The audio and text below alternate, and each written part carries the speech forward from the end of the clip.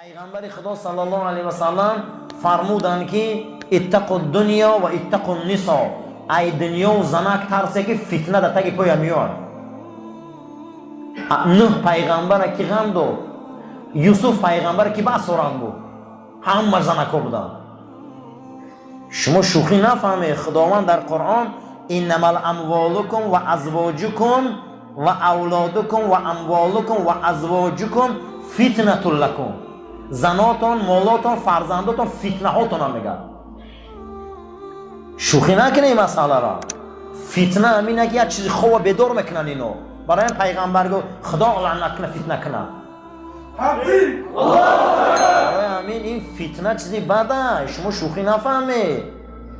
بسیاری همین دنیا، انا همین دنیا رو از رسول فتنه ها کرده گیم.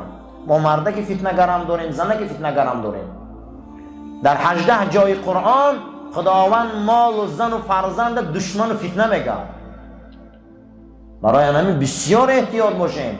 یوسف نبی را مویندراش فتنه کردن، بین برادران جنگ موندن. حضرت عاد پیغمبر زن و فتنه کردن، زنش فتنه کرد. حضرت هود پیغمبر از زنش فتنه کرد. پیغمبران الهی را، نوح پیغمبر را غم دادن. شوخی نفهمیم. 2 مراتب رسول الله را فتنه کردن، خصوصا ازواج مطهرات فتنه کردن که همشان یک مراتب سر دادن.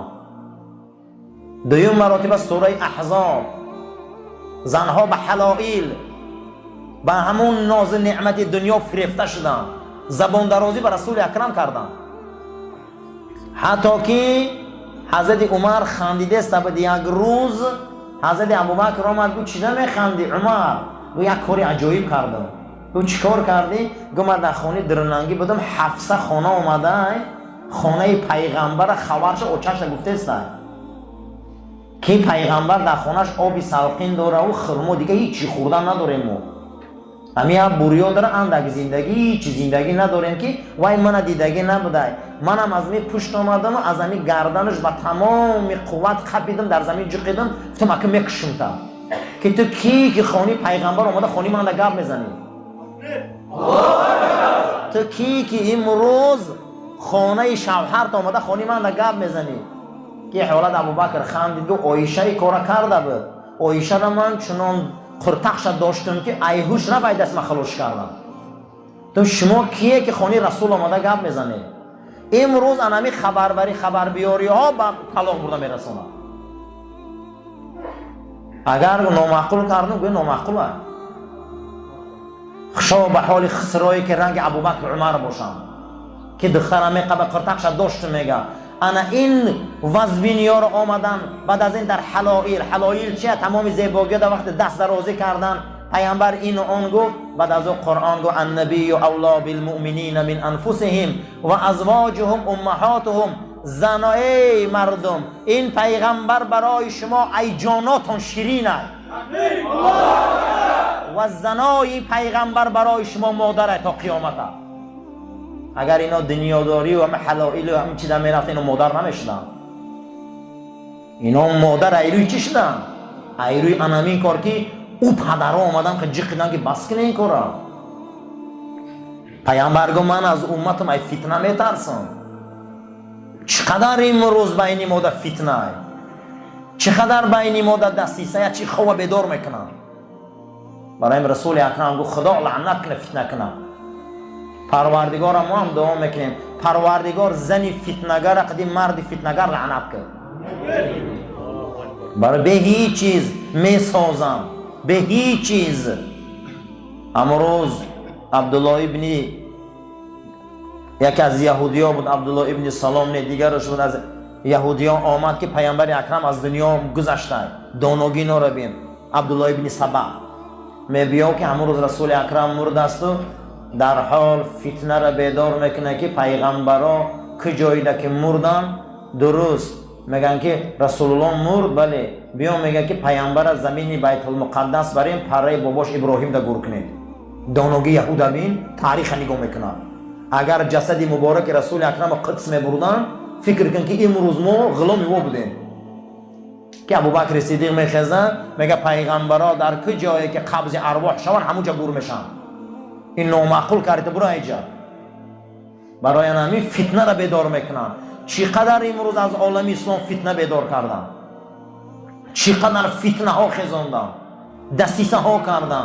برای همین پیغمبر گفته ای امت میترسم که پگه یاد فتنه بیدار میکنن، چیزای خواب بیدار میکنن. حتی عربا همون قاروره را اگر دیدگی باشه اما آدمای زرگر پرسه نغز میدونن. من دکانچه دارم در همون تیلا را میندازن در بسیار در گرادوس بلند میپزانن، هم تیلا آو میشود و بالای همون تیلا در کفک پیدا میشود. کفک به همون چوب میگیرن یعنی ما میکنن تیلای نو با تازه میکنن در آب میریزن میگیرن. نامی همون کفک فتنه های. تا فتنه ما نبیایه با مسلمان معلوم نمیشه. و همین فتنه نبیایه مسلمان معلوم نمیشه. این همیجا فتنه میخواد که منافق ما میشناسه. پیغمبر خدا گفته اگه منافق چخه میشناسه گفته منافق سیری درونه داره. یکی فیلته زبان نو که زبانش قدی چهرهش قدی حرکتش قدی خش بوی میتیه. اینجا میفهمیم شبا. این همینجا با منافق میفهمیم. برای همین عزیزا برادر با فتنه هم نباشه آدمو معلوم نمیشه. همین فتنه ای که همون میجوشی با تیلا جدا میشه و اون کف جدا میشه و از اون تیلا زنجیر و گردنبند و تاج میکنن او کف که میگیرن در یک مسلکه میپرتوین. برای همین انا همین رمضان هم فکر کرده ایسه فتنه خوبه، شکم چرانی میمونه، نفس چرانی میمونه، لجام میکنیخته، ایران نگو اوران نگو. ای با ناسکشا رو بینی که حدیثه هم انا فتنه میشم. همین رنگی سگی جیندیان اینو با همه دا میچسبن. قسم به خدا میگم این شوخی نیست. به نام خدا اینو هر روز تو بگره وای بر حال همون زناشون چی روز دارن در حولی قد همون نبیره و پبیرشون باور کنی. انا میگه فتنه همین نوخه همین رمضان نبیایه که ما بدی همی رو نمیدونیم و انا میگه بد بودنش معلوم بشه. این همی یک رمضان خودش من تماشا کن دین همون شب مبارک شب قدر پیغمبر میگه بس سجده من خرسان کنی. پیغمبر میگه نماز نافل همین نماز زیوتی ای 8 رکعت هم میگریزه میره. این هم معلوم بشه نیمش. و سجده ضرر داره، رکوع ضرر داره، همین سبحان ربی الاعلی ضرر داره. همین نماز زیوتی خوندنش هم بدعت باشه میگم. نه فهمیدم من نماز اگر 1000 رکعت اون قسم به خدا بدعت نیست. نماز هیچ محل بدعت نمیشه والله. میتونی 1000 رکعت خونده یا شب، میتونی 8 رکعت نه 1000 رکعت خون. یگان عبادت بدعت نداره. یا آدم میتونه که 10 قربانی کنه دورنده و بدعت میشه بابا، آیاتش سقط میشه. یا آدم میتونه که هر سال حج روه، حج فرضی بدعت میشه بابا. این چیه دایست؟ عبادت بدعت نداره. یا آدم طهارت داره میخواد به خدا نزدیک شه با طهارت میکنه. همین دو بار همین بدعت میشه بابا. این چیه رو فکر کنیم؟ همین 8 رکعت 10 رکعت 20 رکعت 50 رکعت قیام اللیل 100 رکعت چون میکنه آخی؟ همین ضرر داره نماز. الا بذکر الله تطمئن القلوب. با یاد خدا دل آرام میگیره. همین نماز یاد خدا هست یا نه؟ پیامبر ترسیده نه فتنه. این نه فتنه‌گری یا فتنه اندازی هم بیدار میکنه میکاره. این یگان گر به فایده اسلام نیست. برای همین عزیزان این فتنه احتیاط شوه. فتنه دامن هر آدم میقپه. پیغمبر خدا صلی الله علیه و سلم دعا میکرد هستیم که اللهم اسدود بار پروردگار رو محکم کن همون سوراخی های دل من که از وی ثواب میریزم. اگر یک ستیل در روغن باشه و شیر باشه رنگی سوزن شکاف باشه هوای آساسه تا سحر میچکه میریزه. قلب آدم همین خیلی رفتارهای رزیله داشته که همین ثواب هم ریخته میرفتیم. من همین قدر ثواب میکنی در درون دل جمع شدن میگیره روح دا. با بعض جای روح ها رنگی سوزن شکاف بده همون میده کرده ثواب ریخته رفتن میگیره. پیغمبر دعا میکرده صلی الله علیه و سلم که اللهم اسدود پروردگار صد کن پلاتینا کن محکم کن قلبی من که ثوابای من ریخته نروه.